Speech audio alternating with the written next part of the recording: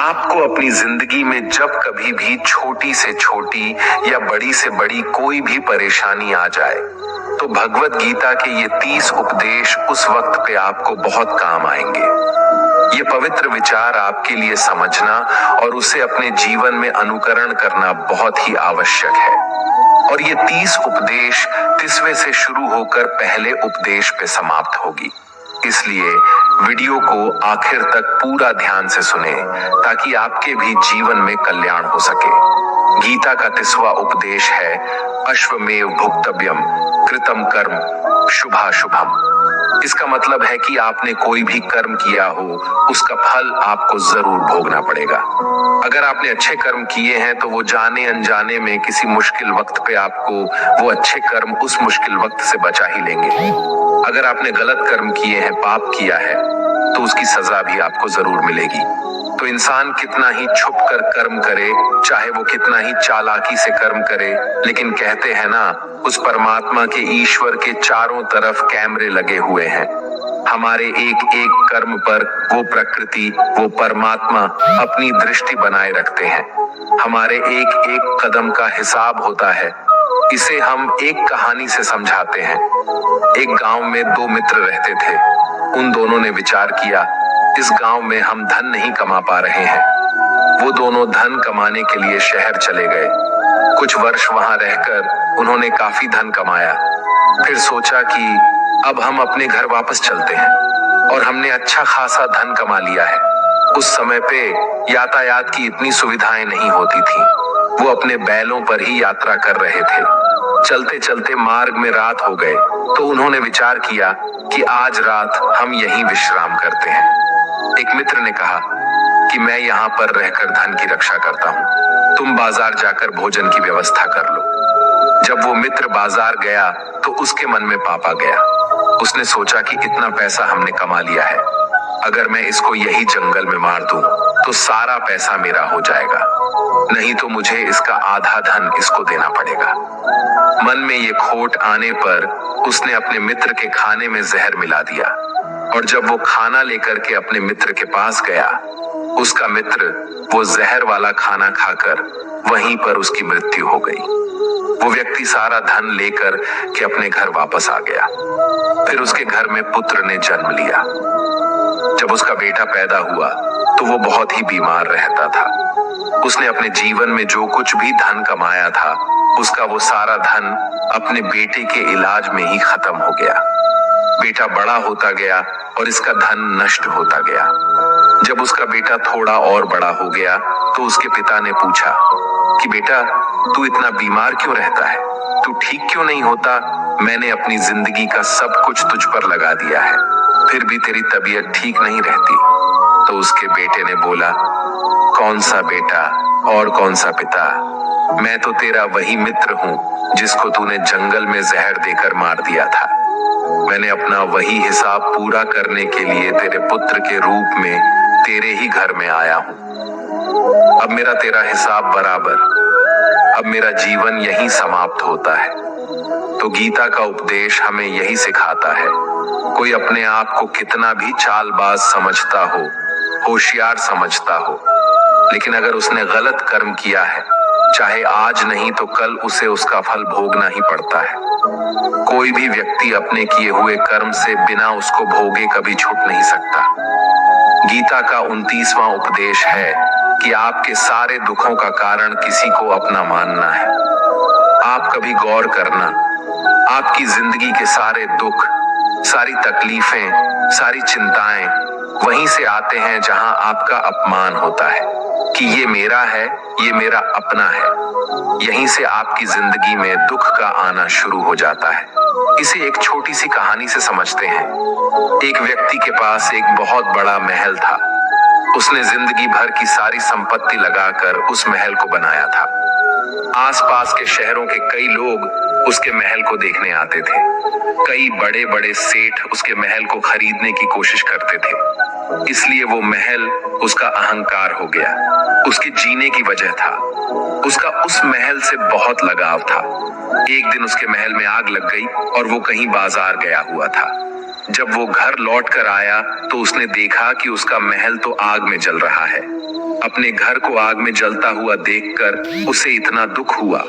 उसने कहा, अगर ये महल नहीं रहेगा तो मैं भी जिंदा नहीं रहूंगा। अगर मेरा महल ही जलकर राख हो जाएगा तो मैं जी कर क्या करूंगा। वो भी उसी आग में छलांग लगाने की कोशिश करने लगा तो किसी दूसरे व्यक्ति ने उसे रोक लिया और कहा कि भाई, ये जो तुम्हारा महल है, इस महल को तुम्हारे कल बेटे ने किसी और को बेच आया है। जब उसे पता चला कि ये महल अब मेरा नहीं किसी और का हो चुका है तो उसकी सारी चिंता खत्म हो गई। जैसे और लोग उस जलते हुए महल को देखकर तमाशा देख रहे थे, वैसे ये भी खड़ा हो गया। इतने ही देर में उसका बेटा आया। वो अपने बेटे को देखकर बहुत खुश हुआ। उसे आशीर्वाद देने लगा कि तेरे जैसा बेटा तो बहुत भाग्य वाले माता पिता को मिलता है। तुमने तो मेरी जिंदगी बचा ही ली। आज इस घर में आग लग रही थी और तूने कल ही इसका सौदा कर दिया। वो अपने पिताजी से कहने लगा कि पिताजी, इस महल के सौदे के लिए बात तो करने गया था, पर सौदा कभी पक्का हुआ ही नहीं है। जब उसके पिता ने ये सुना कि अभी इस महल का सौदा हुआ ही नहीं है तो वो दोबारा से फूट फूट कर रोने लगा और अपनी छाती पीटने लगा। महल वही है, इंसान वही है, लेकिन जब महल मेरा है तब वो दुख भी देता है, खुशी भी देता है। लेकिन जब वो मेरा नहीं है, उससे मेरा कोई रिश्ता नहीं है, तो सारे दुख खत्म हो जाते हैं। ऐसे ही जिंदगी में जब किसी जगह, किसी इंसान को, किसी रिश्ते को, किसी काम को हम अपना मान लेते हैं, मेरा मान लेते हैं, वो वहीं से सारे दुखों की शुरुआत होती है, वहीं से हर तकलीफ की शुरुआत होती है। तो श्रीमद् भगवद गीता का ये 29वां उपदेश यही कहता है कि आप जैसे ही किसी को अपनी जिंदगी जीने की वजह मान लेते हो, इसके बिना तो मैं जी ही नहीं सकता, तो फिर वो चीज, वो इंसान, वो काम आपको बहुत दुख देता है। दोस्तों, इससे पहले कि हम 28वें उपदेश पर जाए, आपसे विनती है कि अगर आप इस वीडियो से कुछ भी सीख रहे हैं तो इस वीडियो को एक लाइक कर दीजिए और इस चैनल को सब्सक्राइब कर लीजिए। तो फिर चलिए आगे बढ़ते हैं। गीता का 28वां उपदेश है कि आज मैं जियो। हल्की चिंता करना छोड़ दो। जो भी व्यक्ति अपनी बीते हुए कल या अपने आने वाले कल में खोया हुआ रहता है, वो जिंदगी में कभी खुश नहीं रह सकता।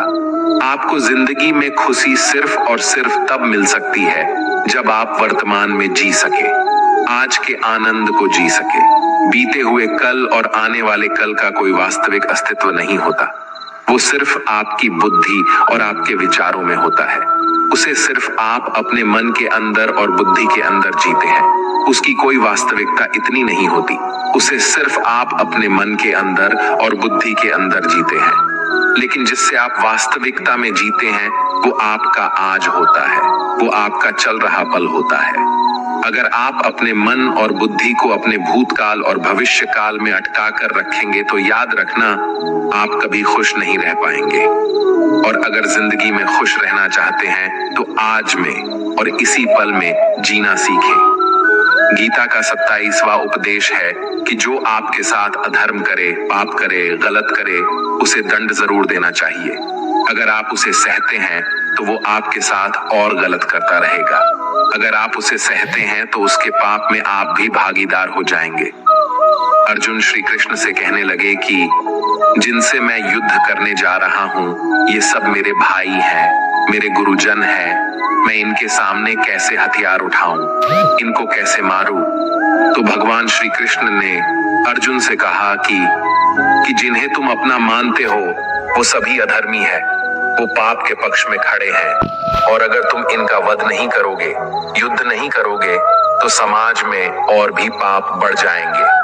क्योंकि जब कोई ऐसे पापियों को नहीं रोकता है तो ये और भी ज्यादा पाप करते हैं। ऐसे ही जब आपके साथ कोई गलत करता है, आपको चोट पहुंचाता है, दुख पहुंचाता है, और वही आप चुपचाप रहते हो, तो उससे सामने वाले का मनोबल बढ़ जाता है।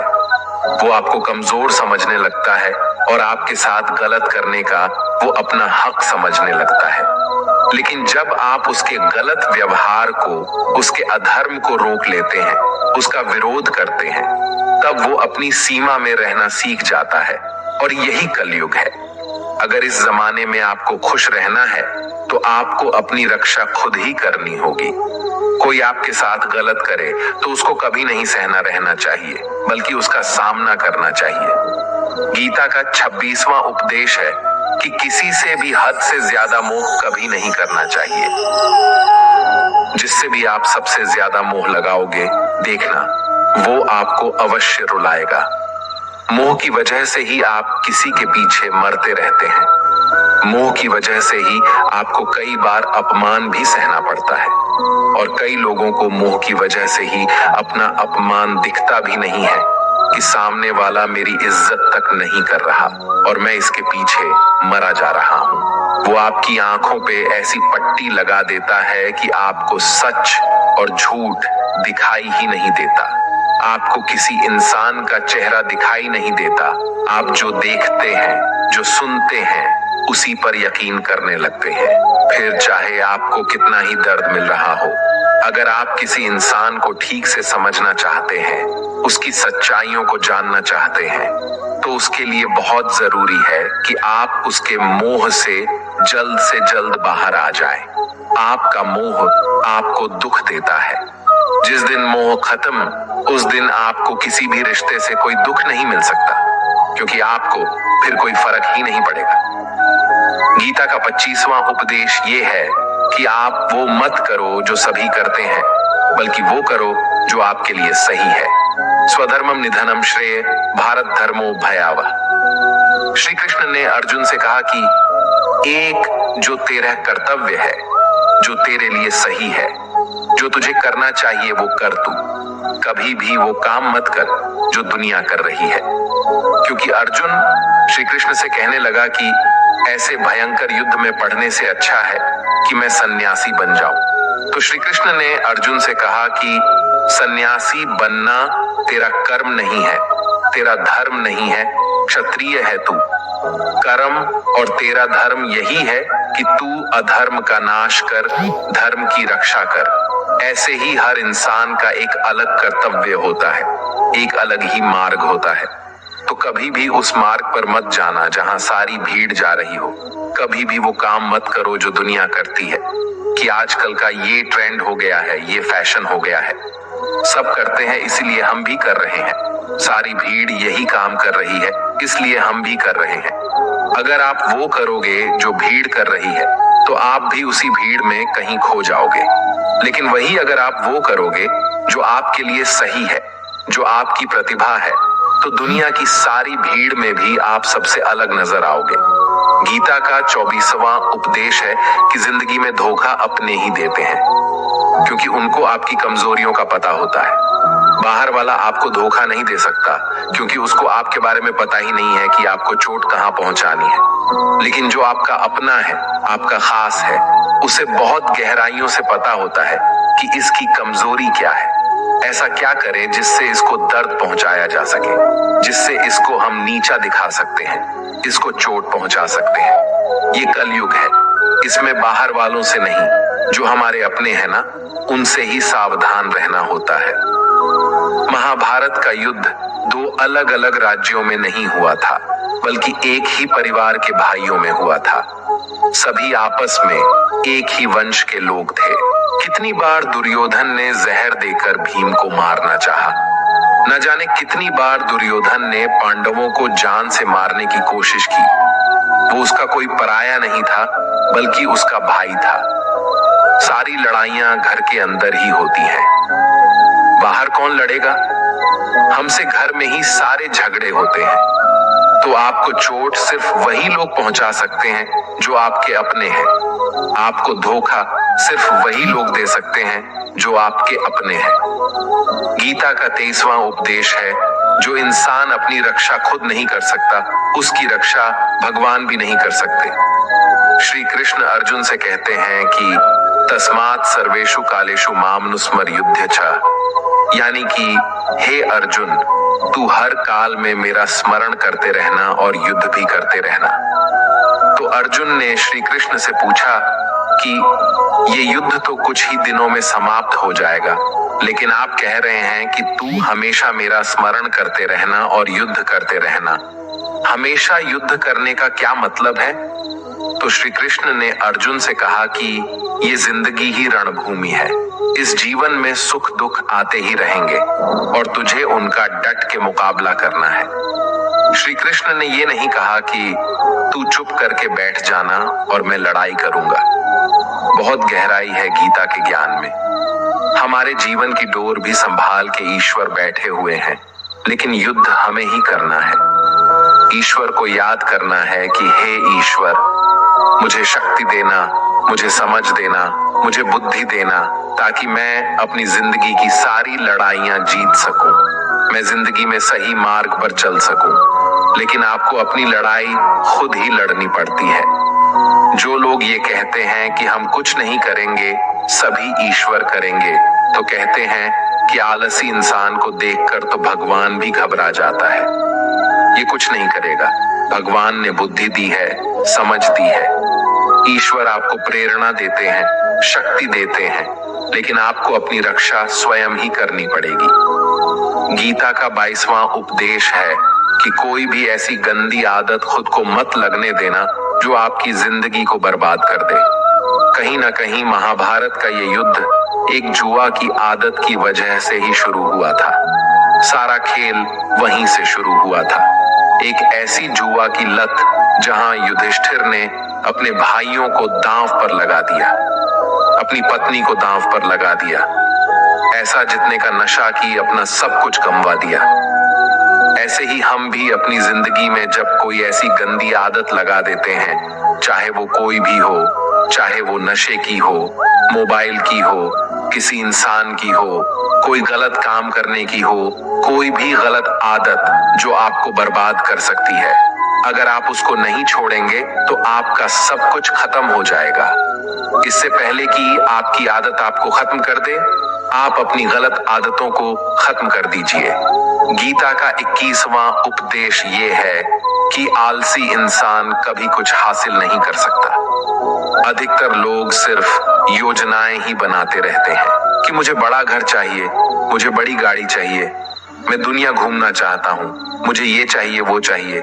ये हर कोई सोच लेता है, लेकिन उस पे मेहनत करना, अपना कर्म करना वो नहीं करते। क्योंकि चाहना तो बहुत आसान है, लेकिन उसके लिए कर्म करते रहना वो बहुत मुश्किल है।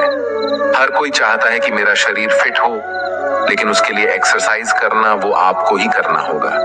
जो इंसान आलसी बन के बैठा रहता है तो उसे ना ही अच्छा शरीर मिलता है और ना ही अच्छा जीवन मिलता है।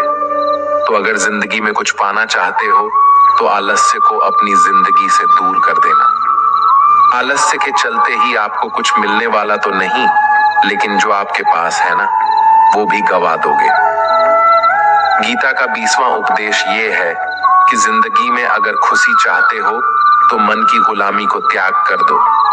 कई लोग कहते हैं कि हम करना तो बहुत कुछ चाहते हैं, लेकिन कुछ कर ही नहीं पाते। पता भी सब कुछ है कि क्या करने से हमारी जिंदगी बेहतर हो सकती है, क्या चीज है जो हमको नुकसान पहुंचा रही है, लेकिन फिर भी कुछ कर नहीं पाते। समझते सब कुछ है, लेकिन समझकर भी, चाहकर भी कुछ कर ही नहीं पाते। वो इसलिए होता है क्योंकि आप अपने मन के गुलाम बन चुके हो। लोग तो अपनी जीभ का भी स्वाद तक नहीं छोड़ पाते। फिर कहते हैं कि हम पतले नहीं हो पाते, फिट नहीं हो पाते, सक्सेस नहीं मिल रही है, क्योंकि जो आपको करना चाहिए आप वो करते ही नहीं है। आपका मन सब कुछ समझकर भी आपको वो करने ही नहीं देता। इसलिए जिंदगी में अगर आगे बढ़ना है तो अपने मन के अनुसार चलना छोड़ दो। जो आपके ये सही है वो ही आपको करना चाहिए। गीता का 19वां उपदेश ये है कि जो आपका है वो आपको मिल के ही रहेगा, और जो नहीं मिला है उसके लिए रोना छोड़ दो। आप जिसके लिए जितना रोगे वो चीज आपसे उतना ही दूर चली जाएगी, और जो चीज आपकी सच में है वो कहीं ना कहीं से आपके पास जरूर पहुंच जाएगी। इसलिए जो आपको जिंदगी में हासिल नहीं हो रहा है, हासिल नहीं हुआ है, उसका पछतावा करना, उसके लिए रोना आपको बिल्कुल बंद कर देना चाहिए। गीता का 18वां उपदेश ये है, आप संसार में जितना प्रेम लगाओगे उतना ही जीवन में दुख और पीड़ा का अनुभव करोगे। गीता का 17वां उपदेश ये है कि जिस इंसान को बात बात पर क्रोध आता है, सुख और शांति उसके जीवन में कभी नहीं आ सकते। क्योंकि जो इंसान बहुत ज्यादा क्रोधी होता है, उसके सारे मित्र उसे छोड़कर चले जाते हैं। वो अपने मन में भी दर्द में ही जीता रहता है, तकलीफों में जीता है। ज्यादा गुस्सा करके या ज्यादा क्रोध करके जो भी आपके पास है ना, वो आप उसे खो दोगे और ऐसे इंसान को शांति कभी नहीं मिलने वाली है। इसलिए अपनी जिंदगी में शांति अगर चाहते हो तो बात बात पर गुस्सा करना छोड़ देना चाहिए। गीता का 16वां उपदेश है कि चाहे आप किसी की मदद करें या ना करें, लेकिन जानबूझकर कभी किसी का दिल नहीं दुखाना चाहिए। क्योंकि जब आपकी वजह से किसी का दिल दुखता है ना, तो याद रखना आपको भी वही दर्द एक दिन जरूर मिलेगा। लेकिन जब आप किसी का दिल दुखाते हैं तो आपको भले पता न चलता हो, लेकिन जब कोई भी आपका दिल दुखाता है तब आपको समझ में आ जाता है कि दिल पर चोट लगने की वजह से कितना दर्द होता है। इसलिए चाहे आप किसी की मदद करो या ना करो, लेकिन किसी का दिल कभी भी नहीं दिखाना चाहिए। गीता का 15वां उपदेश ये है कि जो मुश्किल वक्त में, जो दुख के समय में आपका साथ दे, सिर्फ वही आपका अपना है। बाकी सब अपनेपन का नाटक करने वाले बहुत लोग होते हैं, बड़ी बड़ी बातें करने वाले बहुत लोग होते हैं कि हम आपसे बहुत प्रेम करते हैं। कोई भी दुख हो, कोई भी तकलीफ हो, हमें याद कर लेना। लोग दुख उठाने की बात करते हैं, लोग आने जाने की बात करते हैं, हाथ मिलाना तो ठीक से नहीं जानते और दिल मिलाने की बात करते हैं। जब सच में आपकी जिंदगी में तकलीफ आएगी ना, तब आपको समझ में आ जाएगा कि आपका साथ देने के लिए कौन खड़ा है और कौन भाग गया। क्योंकि उस समय पे सारे लोग भाग जाते हैं, क्योंकि लोगों को पता होता है कि ये व्यक्ति हमारे पास आया तो हमसे मदद ही मांगेगा और वो हमें कुछ दे नहीं पाएगा। लोग आपसे सिर्फ तभी रिश्ता रखते हैं जब आप उन्हें कुछ दे सकते हैं और आपसे उन्हें कुछ फायदा हो सकता है। लेकिन जब लोगों को ये पता चल जाता है, ये समझ में आ जाता है कि उनको आपसे कोई फायदा नहीं होने वाला, बल्कि उनको तो आपकी मदद करनी पड़ेगी, तो वो आपको दूर से ही देखकर भाग जाते हैं। इसलिए जो आपके मुश्किल वक्त में आपके साथ खड़ा हो, सिर्फ वही आपका अपना होता है। बाकी इस दुनिया में सब पराये होते हैं, क्योंकि सिर्फ अपना अपना कह देने से कोई अपना नहीं हो जाता। गीता का 14वां उपदेश है कि जो भी होता है अच्छे के लिए होता है, और जो हो रहा है वो भी अच्छे के लिए ही हो रहा है, और जो आने वाले भविष्य में होगा वो भी अच्छे के लिए ही होगा। वैसे ये बहुत गहरी बात है। कुछ चीजें जिंदगी में ऐसी होती है जो हमें लगता है कि मेरे साथ ही ऐसा क्यों हुआ, मेरे साथ ही होना था ये सब। लेकिन जब वो वक्त गुजर जाता है, एक दिन हमको समझ आ जाता है कि अगर हमारे साथ ये सब नहीं होता तो आज हम इस मुकाम पर नहीं होते। अगर मेरे साथ ये सब नहीं होता तो शायद हमारी जिंदगी और भी बर्बाद हो सकती थी। इसलिए अगर हमें ये समझ में आ जाए कि जिंदगी में जो कुछ भी हो रहा है वो सब अच्छे के लिए ही हो रहा है, तो जीवन में हमेशा खुश रहेंगे। गीता का 13वां उपदेश है कि हर काम को समझदारी से करना ही योग होता है। योगः कर्मसु कौशलम। कई लोग काम तो करते हैं लेकिन उन्हें हासिल कुछ नहीं होता। बहुत लोग कहते हैं कि हम तो मेहनत बहुत करते हैं, तब भी जिंदगी में सफलता हासिल नहीं हो रही है। लेकिन सच्चाई ये है कि बहुत कुछ करने से, बहुत मेहनत करने से आपको सफलता नहीं मिलेगी, लेकिन सही तरीके से, सही समझ के साथ काम करने से आपको जिंदगी में सफलता अवश्य मिलेगी। गीता का 12वां उपदेश है कि कभी भी किसी भी चीज की अति नहीं करनी चाहिए। कोई भी चीज हद से ज्यादा नहीं करना चाहिए। किसी से प्रेम भी हद से ज्यादा मत करना, किसी से नफरत भी हद से ज्यादा नहीं करना। हद से ज्यादा मीठा भी खराब हो जाता है, हद से ज्यादा कड़वा भी खराब हो जाता है, हद से ज्यादा आराम भी आपको बीमार कर सकता है, हद से ज्यादा खाना भी आपको बीमार कर देगा, हद से ज्यादा भूखा रहना भी आपको नुकसान ही पहुंचाएगा, और हद से ज्यादा जागना भी आपको बहुत ज्यादा नुकसान पहुंचाएगा। इसलिए जीवन को संतुलन के साथ जीना चाहिए। जैसे ही आप संतुलन को खो देते हैं, वैसे ही आपके जीवन में कोई ना कोई छोटी या बड़ी दुर्घटना हो जाती है। गीता का 11वां उपदेश है कि जिसे आप सबसे ज्यादा महत्व दोगे, वो आपको कभी महत्व नहीं देंगे। आपने कभी गौर किया है कि आपका अपमान कौन लोग करते हैं कि आप जिसे सबसे ज्यादा, हद से ज्यादा महत्व देते हैं? दूसरों की इज्जत करना अच्छी बात है, पर दूसरों की अगर बहुत ज्यादा इज्जत करेंगे, उनकी नजर में आपकी इज्जत खत्म हो जाती है। इसलिए किसी को भी कभी भी अपना सब कुछ नहीं बनाना चाहिए कि तुम ही मेरे सब कुछ हो। जैसे ही आप किसी को अपना सब कुछ बना लेते हैं, तो आप उसके लिए कुछ भी नहीं रह जाते। इसलिए लोगों को इज्जत उतना ही देना चाहिए जितना वो हजम कर सके। हद से ज्यादा इज्जत देना आपकी ही बेइज्जती करवा सकता है। गीता का 10वां उपदेश है जिसके साथ सत्य और ईश्वर की शक्ति है। चाहे सारी दुनिया उसके खिलाफ ही क्यों ना हो जाए, लेकिन अंत में जीत उसी की होती है। श्रीमद् भगवद गीता में कुल 700 श्लोक है और 18 अध्याय है। गीता का आखिरी श्लोक है, यत्र योगेश्वरः कृष्णो यत्र पार्थो धनुर्धरः तत्र श्रीरः विजय और भूति विधवाणी फिर मतिर्ममः। धृतराष्ट्र बार बार संजय से पूछता था कि बताओ युद्ध में कौन जीत रहा है, कौन हार रहा है, क्योंकि उसे विश्वास था कि भीष्म पितामह मेरे पक्ष में है, गुरु द्रोणाचार्य मेरे पक्ष में है और यहाँ तक कि कर्ण भी मेरे पक्ष में है, तो भला हमें कौन हरा सकता है? लेकिन संजय ने धृतराष्ट्र को कहा कि जहां ईश्वर है वहीं पर सकते हैं और हमेशा वही जीत होती है। चाहे आपके पास कितनी भी शक्ति क्यों ना हो, लेकिन सत्य और ईश्वर जिसके लिए खड़े हो जाए, उसे दुनिया में कोई भी नहीं हरा सकता। गीता का 9वां उपदेश है कि किसी पर भी आंखें बंद करके भरोसा नहीं करना चाहिए। जैसे महाभारत की कथा में दुर्योधन ने कितनी बार षड्यंत्र करके पांडवों को मारने की कोशिश की, आग में जलाने की कोशिश की, पर वो धर्म पर चलने वाले लोग बार बार उसकी बातों में आ गए।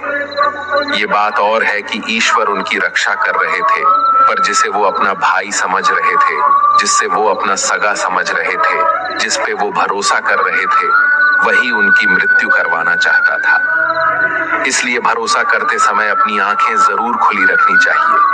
गीता का 8वां उपदेश है कि जीवन में वैसे तो लड़ाई झगड़े से बचना चाहिए, लेकिन जब बात आपके चरित्र, सम्मान और अधिकार की हो, तो लड़ना भी चाहिए। अर्जुन भी महाभारत का युद्ध करना नहीं चाहते थे, क्योंकि सामने उसके अपने खड़े थे। लेकिन श्री कृष्ण ने उन्हें उपदेश दिया कि यहाँ पर बात लड़ाई की नहीं है, तेरे सम्मान की है, तेरे चरित्र की है, तेरे अधिकार की है। जो द्रौपदी के साथ कौरवों ने भरी सभा में अपमान किया, उसे नग्न करने की कोशिश की, इतना बड़ा अधर्म किया, वो तुम्हें कभी नहीं सहना चाहिए। इसलिए बात जब आपके चरित्र पर आ जाए, आपके सम्मान पे आ जाए, तो चाहे वो अपना ही क्यों ना हो, आपको उसके साथ अवश्य ही लड़ना चाहिए। गीता का 7वां उपदेश है कि चाहे कितना भी बुरा वक्त आ जाए, लेकिन जो इंसान जिंदगी में कभी हिम्मत नहीं हारता, वो सब कुछ हासिल कर सकता है। जब पांडव लोग जुए में सब कुछ हार गए, उनको 12 साल के लिए वनवास मिला और 1 साल के लिए अज्ञातवास। वो भिक्षा मांग के अपनी जिंदगी को पालते थे, भयानक जानवरों के बीच जंगलों में भटकते रहते थे, लेकिन इतना मुश्किल वक्त झेलने के बाद भी आखिर में विजय उन्हीं की हुई, क्योंकि उन्होंने अपने अंदर कभी हिम्मत नहीं खोई।